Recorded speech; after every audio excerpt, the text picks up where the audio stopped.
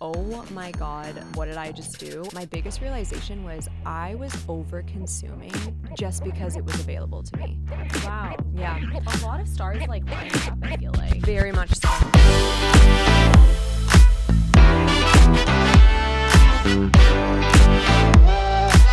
Okay, so you moved to Italy on a whim, left an 8-year relationship.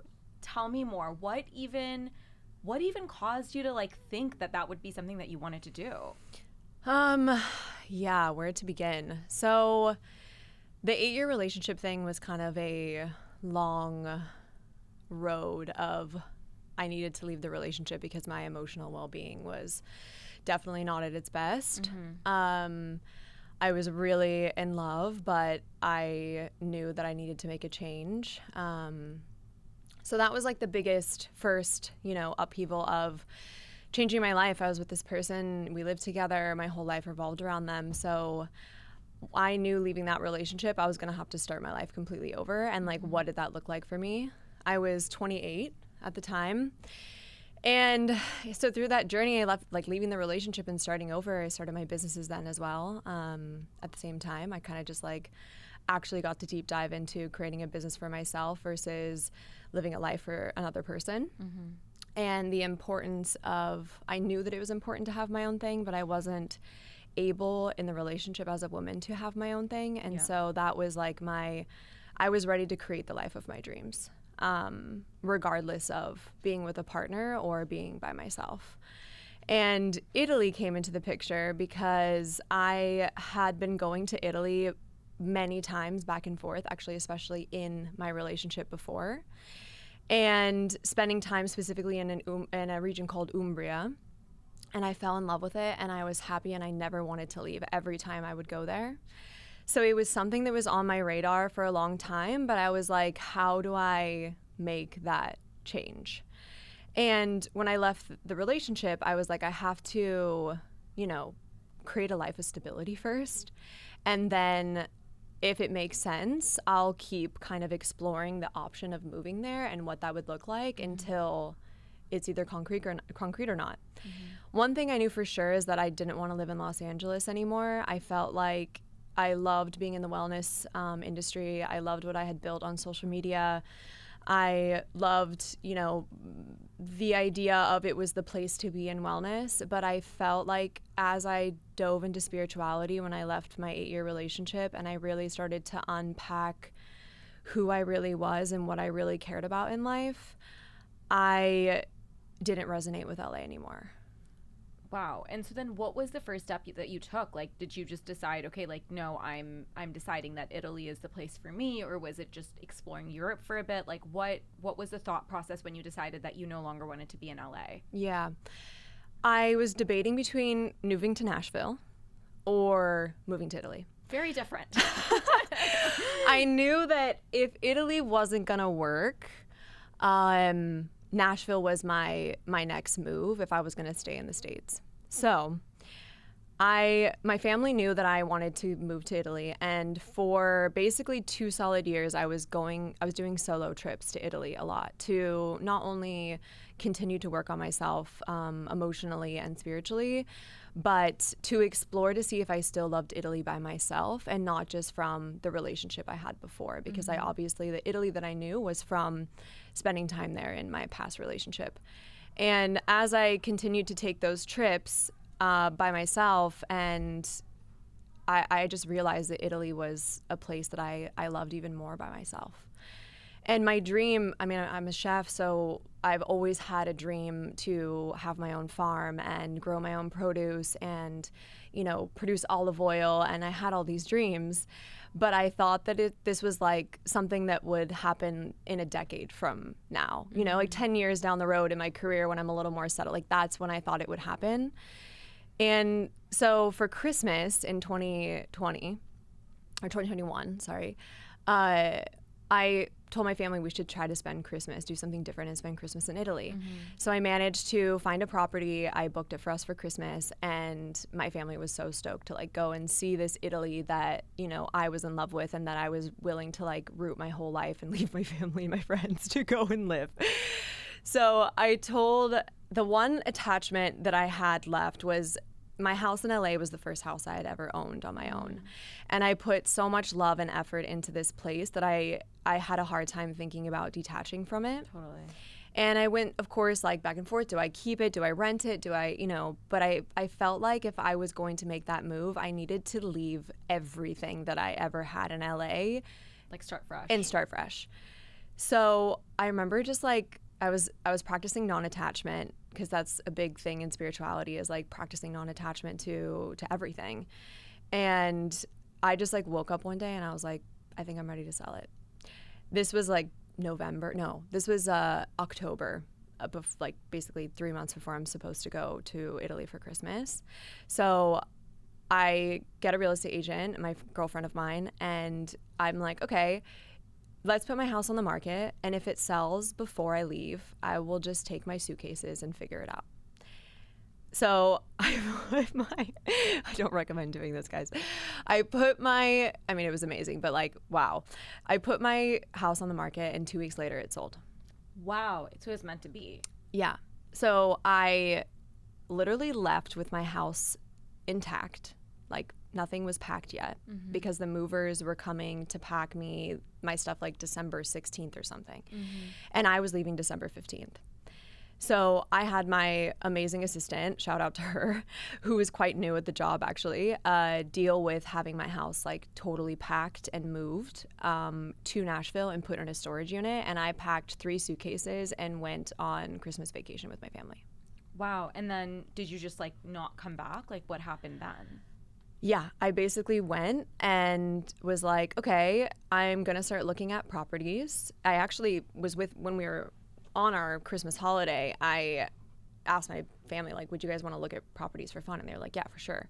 So I stumbled in a real estate office in Montepulciano and like told them like, hey, I don't really know what I want to buy or anything about the market, but like I would love to start looking at places and explore things, because I've never actually looked at real estate to buy before.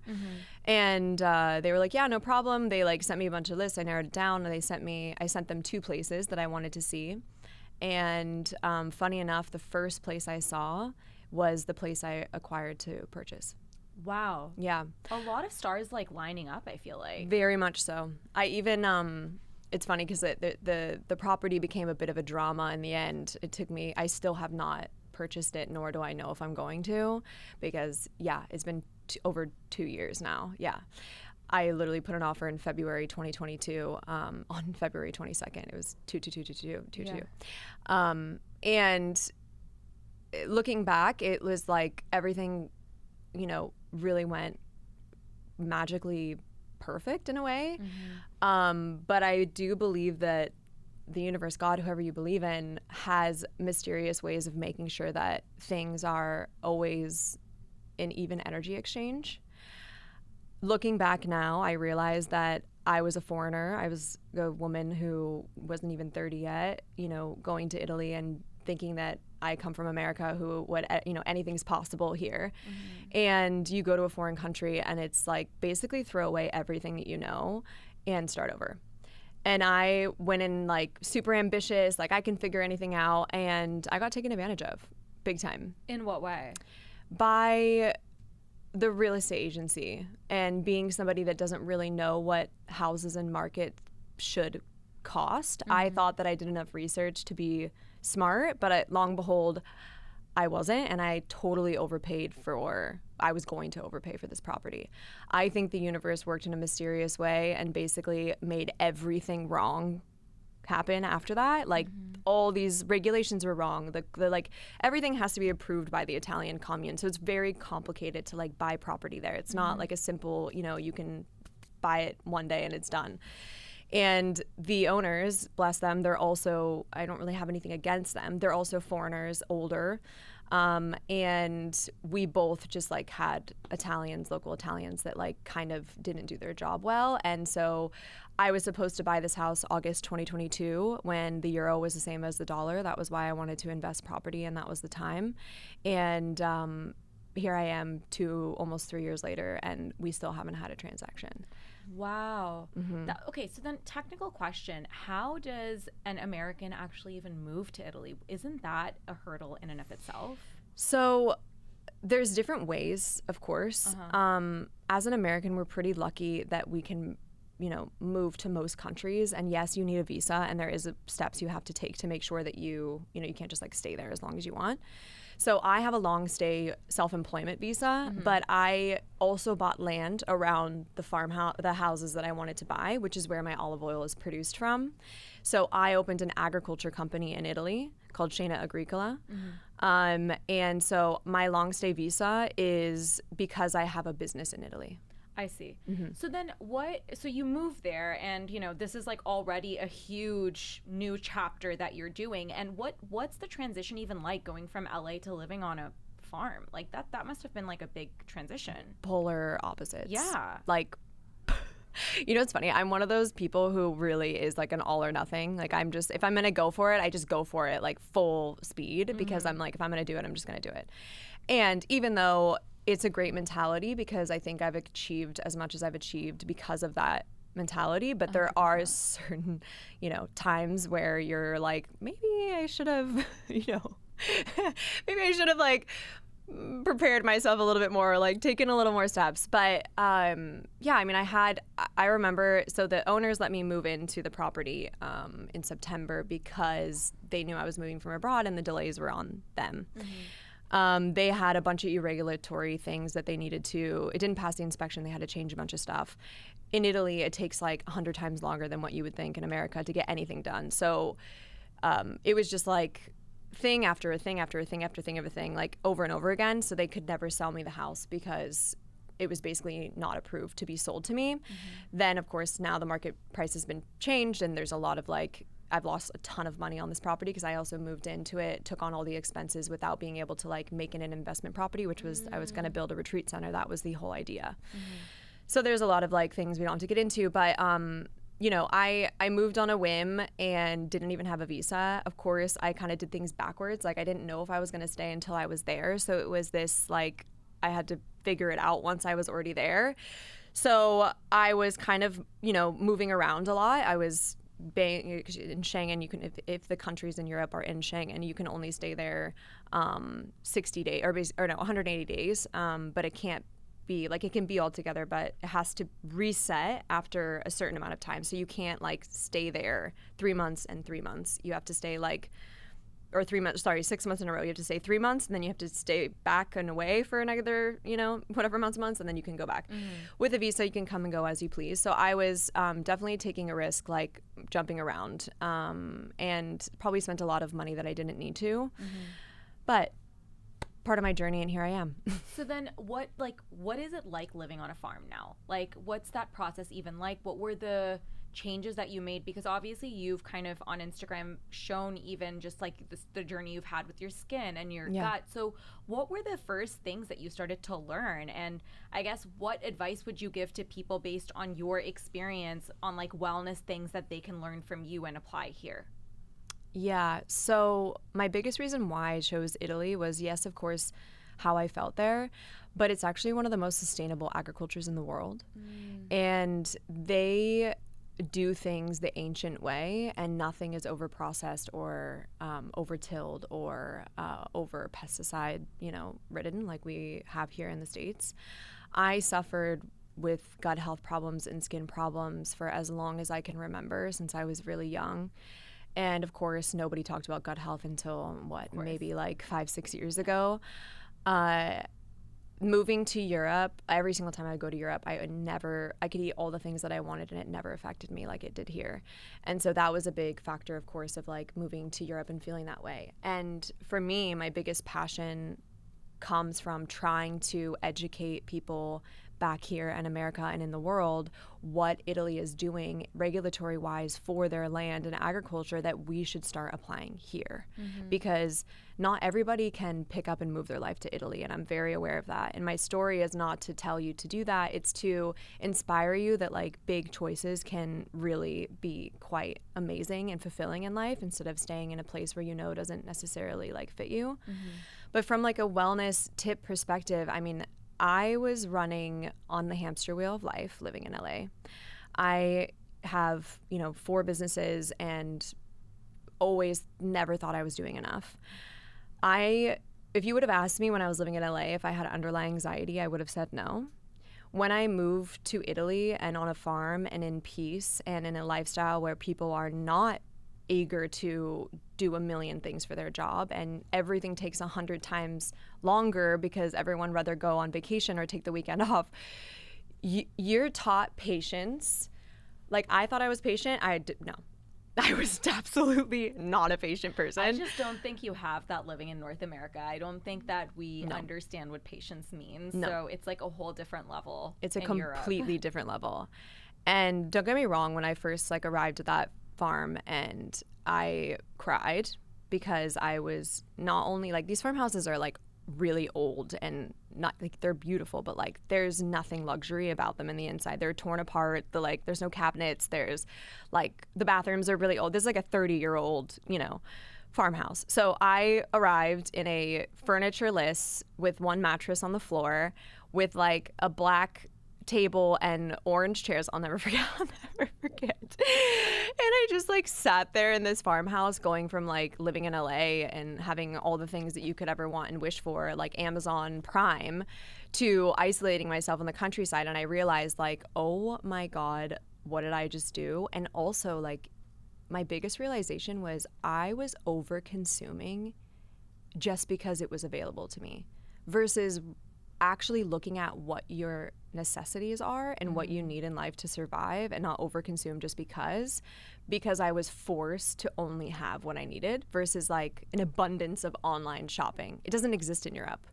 Like, yeah, Amazon's there, but like you can't get it on Prime. Yeah, I mean it's like a different pace, I would say. Totally you can't different. just like hop on to Revolve and get things like next day, like quick shipping, No. When I come here, I'm like, shop up, because I just don't have those luxuries anymore. But you know what? I was like, again, in LA doing all the work that I was doing, like I would have said I was a humble person, but like I have been so humbled. I can't even begin to explain how humbled I've been with the journey that I moved to Italy and everything that I've been through. Like, I've been through some pretty, like, hard stuff, but it has shaped me into the person that I am today. And I'm so happy with who that person is that I would literally have it happen to me all over again just to be at the place that I am right now with like who I feel and how comfortable I feel in my own skin and how I have these routines in my life like meditation and grounding and slow mornings, and I adapted to make sure that I could heal my body because like going back to gut health, like I couldn't heal my gut because of like how much toxins we deal with on a daily basis being in America and like the low nutrient dense food. But the reality is stress is the number one cause of gut problems. And I had underlying anxiety and major stress since I was a child, having a rough childhood growing up. And I was just worrying my way through life, like every day was stressful because I thought that I was fighting my way through life, and that was attracting things that was making me fight my way through life. And it wasn't until I was ready to like emotionally put that sword down and realize that life doesn't need to be like that. And you can have a peaceful life and also have success, and retraining everything that we were taught, at least for me as an American and a woman and trying to make it in this world, just throw it out the window. Wow. So then what did, like, you say you have like slow mornings, for example. What are some practices that people can apply that you do, they can apply it here basically? Yeah, I mean, this will look different in everyone's life. I mean, kids are factors, work are factors. There's different things here. So for me, I don't have children yet. So right now, mornings are my most sacred time. And I do get up early and I do go to bed early because I love to not feel like I'm rushed in the morning. I feel like when I'm rushed, my whole day stays with that energy. And so for me, like waking up slow, doing my, things that I love. I have my olive oil lemon shot in the morning. I take my greens and minerals. I have my matcha, and then I sit and I light an incense and I journal and meditate for at least 30 minutes.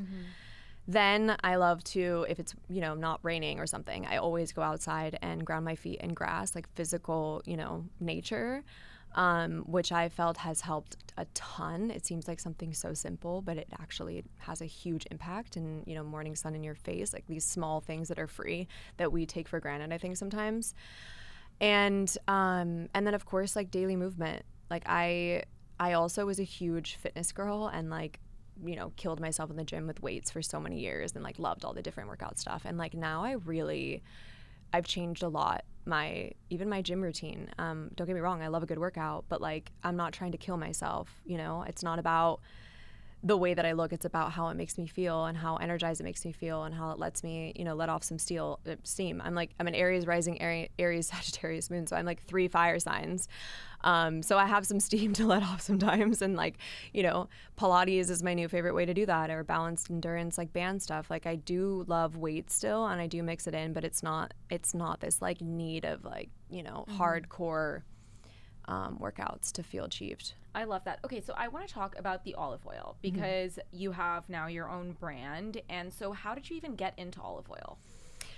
So, I mean, obviously as a chef, you realize the importance of simple ingredients like an olive oil. And for people who don't have that much experience with olive oil, there's definitely a huge difference between good quality and bad quality.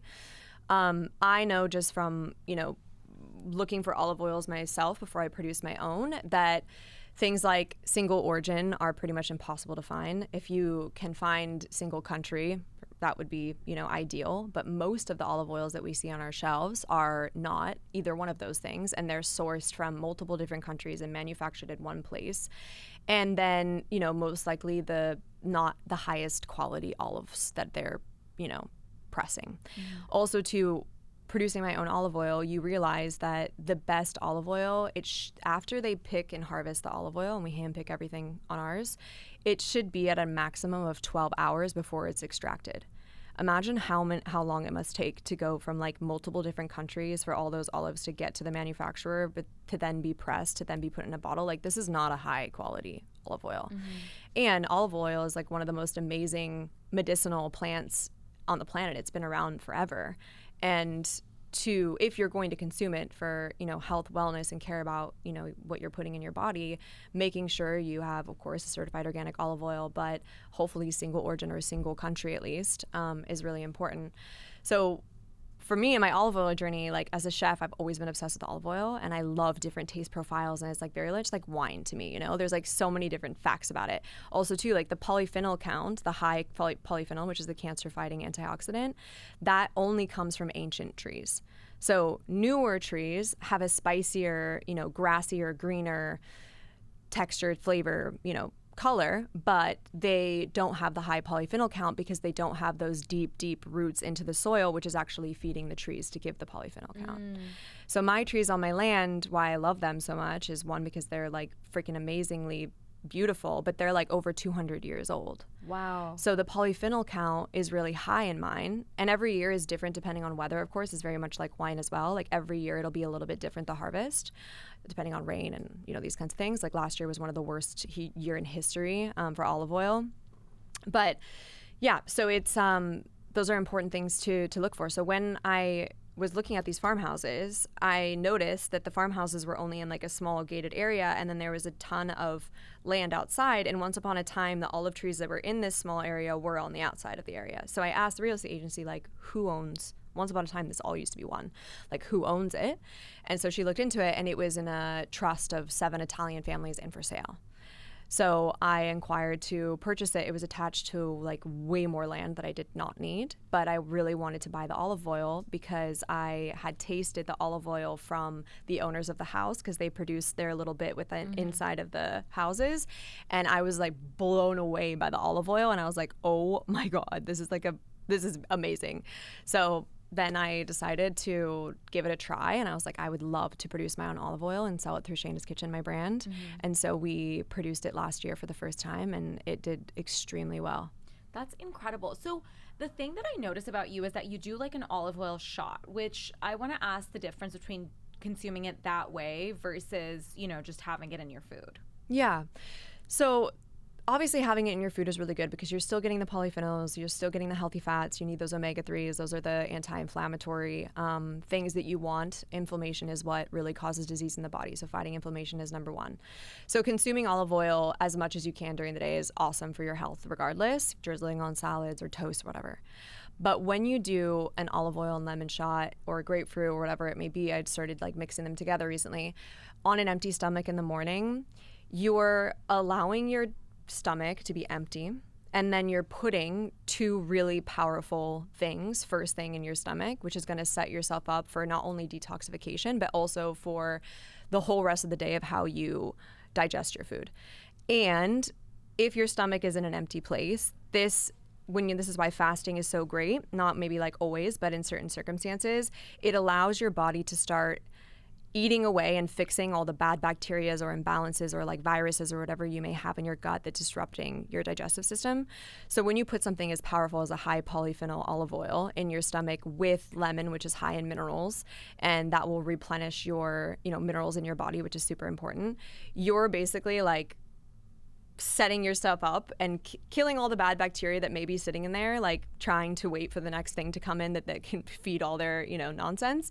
And then mineralizing the body with the lemon. So this also lubricates all of your intestines. So this will help you go to the bathroom better. Like a lot of people who've been doing this, like they find it that they were constipated and now they're not. And then of course this kind of helps you actually absorb nutrients more throughout the day by creating this beautiful layer first thing in the morning versus putting like oatmeal, for instance. So then like your routine is you take this like first thing on an empty stomach, and then you're having your matcha or coffee, or like what do you do? Yeah, I normally have matcha after.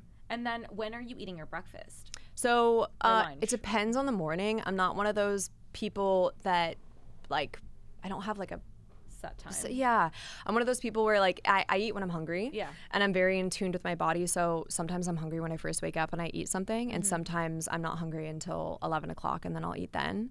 But I do always tend to start with protein, fiber, high meal. So whether it be a chia seed pudding, because I love making homemade chia seed pudding, and have it in my fridge basically all the time because it's such an easy thing to like, spoon in when you're busy. Or I have my own chickens now.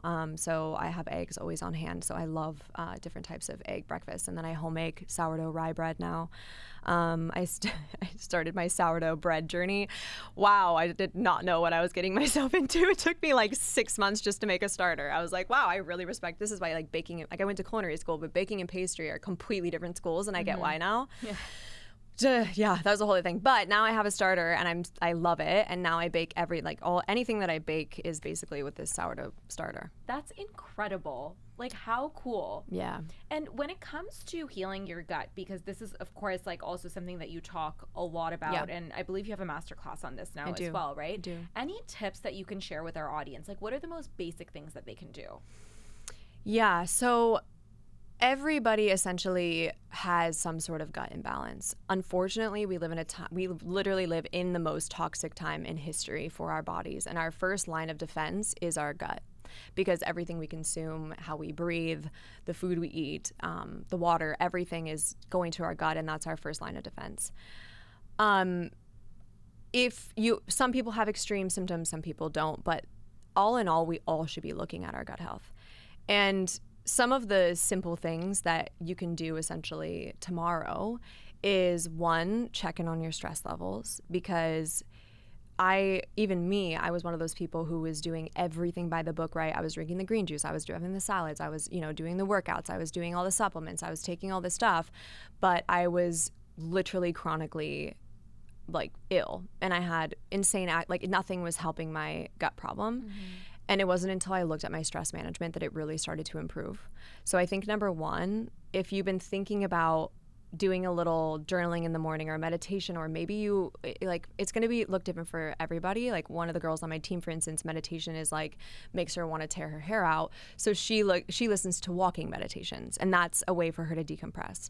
Another thing that I really love is I started wearing the Oura Ring, and I track my stress, and it's so interesting. It's so interesting, and I think body awareness is number one, right? I think when we're like surviving and living, our day-to-day lives, we totally lose track of when we're stressed, when we're not. I mean, maybe sometimes you can feel it, but we're trying to just get our way through our day. And so I've found even more, I love seeing what parts of the day I actually have gotten myself into a stress response, and then trying to make sure that I become aware to do the things I know that help me relieve stress. Breathing is a very amazing exercise too. Breath work, obviously just being in the present moment sometimes. And, you know, that's why meditation I think has been so helpful for me, because it allows me to sit in only the present moment versus festering in all the things in my mind. Like, it's not about controlling the mind. It's just about like trying to become center in the present. And then simple things like olive oil lemon shots. I mean, this is something that everybody has access to, that is just an add-in versus a trying to subtract. I mean, if we want to get to the nit and grit, of course, we could talk about all the things that you should eliminate from your diet, but like that's not how we set ourselves up for success. How we set ourselves up for success is adding in the small things that will make a big difference long term. And as you add in those small things like an olive oil lemon shot or a celery juice or, you know, whatever it may be in your daily lives, all of a sudden your body starts to crave more healthy things, and then it starts you on this path of continuing to choose the 1% you're going to do each day to set yourself up to really start like implementing a lifestyle. Because when you heal your gut, it truly is a lifestyle. Truly. Yeah. I couldn't agree more. Okay, so something in Italy, and I really do believe that this is like one of the keys to like longevity and just a happy life, is relationships. So tell us how you moved to Italy and started to kind of, you were starting from scratch. How did you even start to build out those relationships? Yeah, I moved on my own and totally isolated myself in the countryside at the age of like about to be 30, single, fresh out of an 8-year relationship. Like, cool, super smart. No, I knew that I needed to put myself out to meet new people. I had a girlfriend who I had met she actually lives in Paris now, but she was living in Italy. Her name's Olga. And we had met actually through a guy that I dated shortly, who was from, also he was Italian actually, and we met on vacation together and we just hit it off like really immediately. She's amazing, this girl. She's one of my best friends now. So meeting her in Europe really helped me build a little bit of a friend structure through her. But to be honest, like, she's really the only friend now. I mean, now I also have a boyfriend who's Italian that I met after I had moved. And I met him actually through a mutual friend in the States. Like a year and a half later, my friend who I met 3 months before I moved, literally we met 3 months before this guy. And we just hit it off and we're like really good friends and nothing other than friends. And he texted me like a year and a half later out of nowhere and was like, hey, like, you know, what are you doing? Like, where are you? And I was like, oh, I'm pretty much living in Italy now. And he was like, oh my God, that's so dope. Like, so cool. Actually, one of my best friends lives in Italy. And I was like, really? I was like, where in Italy? And he's like, Florence. And I was like, that's the closest city to me. And he was like, I should introduce you guys. Like, he can introduce you to some good people, like, blah, blah, blah, blah. Just like totally friendly. And I was like, yeah, I would love that. I have no friends. Like, I'm just like chilling here on my farm. And, so he put us in contact with my now boyfriend, and he invited me up to Florence with like a group of his friends and to a dinner. And yeah, I literally like rang his doorbell in his apartment and he answered it, and I was like, hello. I love that. Yeah. What a story. Yeah, and we've been dating ever since. That was pretty much it. And his friend group are amazing. So I was honestly like, I love how it all kind of panned out because I trusted that it was going to be okay. And having that one friend, Olga, there before I moved gave me that like confidence to be like, okay, at least I have one friend that I can call if, you know, something. I also have, well, technically I had two. I have also one of my best girlfriends. We've been friends for like 12 years. I'm the godmother to her now 3 children, and she lives in Copenhagen. So it's not Italy, but it was, you know, it's close. Everything in Europe is really close. So I also had her and her husband and my 3 godkids. And so I had like enough base, even though it wasn't, you know, neighbors, where I felt like, okay, if something did go wrong or I was feeling really sad or like whatever it may be, I had people that were close enough to me that I knew would support me and be there for me if necessary. But then, of course, I ended up, you know, a year and a half later, so random, like this guy Roger just texted me out of nowhere, you know, like, hey, how are you doing? It was just like such perfect divine timing, as it always is. That's incredible. I think also there's something to be said about just being open. I don't know, like things just come into your life as they're meant to. Yeah, I truly believe in that.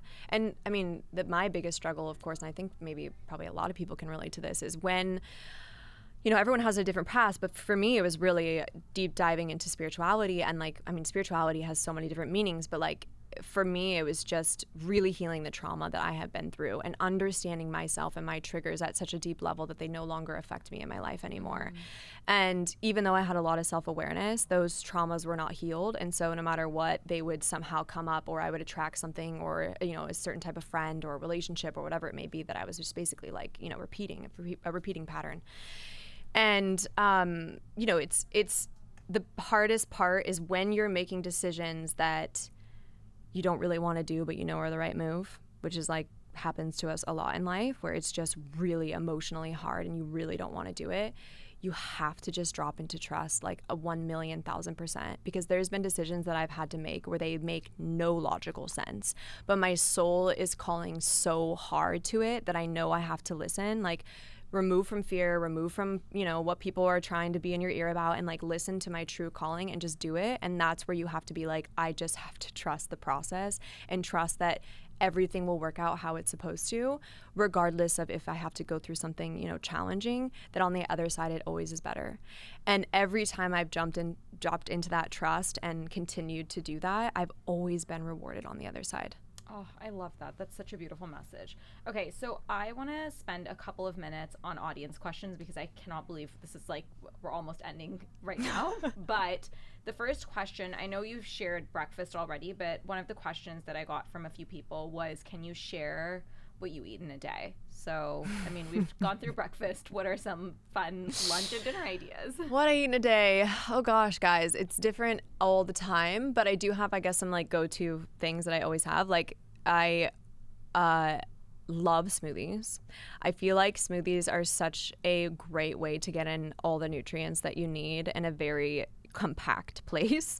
And for somebody who does a lot of things, I feel like I always think about how I can nourish my body the most every day. Like, literally every meal is based off of like how I can balance all of these things to make sure that I get all the nutrients that I need. So in the morning, I normally have some sort of leafy green smoothie, and that's different every day. It's like, can you share a recipe, because this is actually one of the questions that I got, is a smoothie recipe. So I had a smoothie before I came over, so I'll just say what that one was. Yeah, tell us what that so was. Today's smoothie was I had dandelion greens, parsley, kale, papaya, coconut yogurt, goji berries, lemon, and coconut water. Wow. Is that bitter though, because of the dandelion greens and the kale? Not. It's pretty balanced. The coconut water and like papaya and, you know, like these little fruit, it actually balances it really nicely. Okay, so that's your smoothie. So I wouldn't do that mix with like just water. For instance, like I would add another fruit, like a banana or something like that if you were going to use just water. But if you're using coconut water, and I use Harmless Harvest, like the best one in the States, I think, it really balances that bitter out. But if you don't want to use dandelion greens, because obviously those are really bitter, I also love using collard greens, or I love putting broccoli sprouts in my smoothies, because those are also super cancer fighting. And then I love also putting like chia and flax seeds for fiber, because I think, I mean, the goal with gut health specifically is that most people are not eating enough fiber. We should be having like, I believe, like 65 grams of fiber a day. And the average American is having like 12. Yeah, it's crazy. Yeah. Not nearly enough. No. So then you do a smoothie. What else? So matcha smoothie, always some sort of like high protein. Normally it's eggs for me in the morning. I love egg scrambles. I love skillets. I love like mixing sweet potatoes in with my eggs. It depends on obviously how hungry I am. And then I love homemade toast, some sort of like sourdough bread toast that I home make. I know that's not available to everybody, so you can use like a good gluten-free toast or something if you want. And then for lunches, it's like everything is so, my days are never the same, but I'm really a high protein type of girl. So I switch between chicken and fish normally, and I normally have my like higher protein meal for lunch and then something lighter for dinner, because I find that when I eat heavier dinners, it really affects my sleep because I'm still digesting, or things to ordering. So I try to get kind of like my heavier luncheon if I can. And I'm also one of those girls who doesn't like a huge meal. Sometimes I'll make like enough as if it was a huge meal portion, but then I'll split it in half. So like half now, and then when I'm hungry a couple hours later, I'll eat, another bit again. This is like controversial in a lot of ways. Like people are like, you shouldn't snack a million times, but like you have to listen to your body and what's good for you. Like, I don't know if you're into human design, but like I love human design, and I have. Do you know Jenna Zoe? Yeah. Yeah. I don't know her personally, but like I have her app Yeah, and I love she's it. one of my best friends. Oh my God, really? Yeah. Tell her I'm a big fan. Yeah. Oh, I definitely will. Yeah, I just recently got into human design. I mean, I knew about it for like years, and I got obsessed with it, and it's helped me so much figuring out who I am. What are you? I'm a projector. Same. Yeah, makes Very sense. cool. Yeah. Yeah, so I'm like cold food for my digestion, which makes sense with the smoothies and stuff like that. And then also to like listening to your hunger cues versus, you know, eating huge meals. But my executive assistant, for instance, who is a manifesting generator, she wants like huge big meals. So everybody is different, so you just have to like listen to what your body needs, you know? Yeah. So normally it's protein. I always have some sort of like greens with it. So literally always, whether it be like basic lettuce greens or cooked greens or kale, and I try to eat as seasonal as possible. I think that's really important that we kind of forget in America. We have everything all the time. In Italy, that really like, you know, I shop at the local little place down the street and it's only seasonal things. And then for dinner, it's either I'll go, if I eat a lot of protein for lunch, I'll go vegetarian for dinner, and vice versa. If I eat like vegetarian for lunch, I'll normally do a protein for dinner. So cool. Yeah. Shayna, this has been amazing. I think everyone's going to learn so much. Where can everyone find you? So multiple places, but you can get everything that I do on my Instagram, which is Shayna Taylor. Amazing. And then if they want to shop your olive oil, Shayna'sKitchen.com. amazing. Thank you so much for being here. Yeah, of course.